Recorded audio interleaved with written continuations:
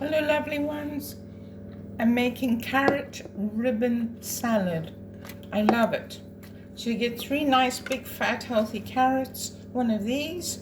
It couldn't be simpler. Even if you can't cook and you don't have a kitchen, this is a good way to get your retinol, to improve your eyesight, or just to get your carrot fix.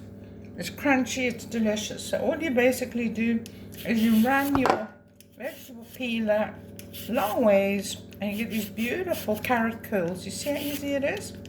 Couldn't be easier. You do a whole 3 carrots, which for me is probably enough for 4, but I can eat this over a couple of days. And then when you get to the end of the carrot, you can just munch what's left so that you don't get your hands in the way. Although it's a pretty safe way to slice a carrot, not safer than using a knife. Now look at that. It's just perfect. And you get these absolutely gorgeous carrot curls, like ribbons. Look at them. Some are longer than others. And then you can take 1 lime, a whole lime. You can use lemon if you don't have lime, but I prefer lime. It's more zesty. And you're going to put all that lovely goodness in there. And then you get one of these. If you're lucky like me, you live in Italy, and I found this at a vintage shop many times ago. It's a lemon squeezer. I use it all the time. It's perfect. And you put this whole lime over the carrot ribbons. Is your mouth watering yet? Because mine is. And then that. And then it really depends on how much you like a bit of spice. I like to put a little bit of ground chili, but you don't have to, or you can just chop up a fresh green chili pepper if that's what you want. So you've got all that lovely zest in there, and get all the little bits from the squeezer. Lovely.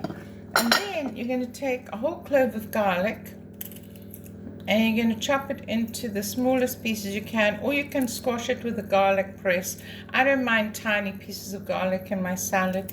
Some people like to squash it with the back of a knife first and then mince it up. I don't mind tiny pieces of garlic. I chop it very, very fine. I'm used to using a knife to chop with, so. But you know, if you have garlic in a jar, chopped garlic in a jar, you can add that. So you're going to add that lovely garlic there. Then you're going to add salt. I use pink Himalaya, so I'm just going to grind, I don't know, you know how much salt you like. I would say about half a teaspoon, but you know, go until you think you've done.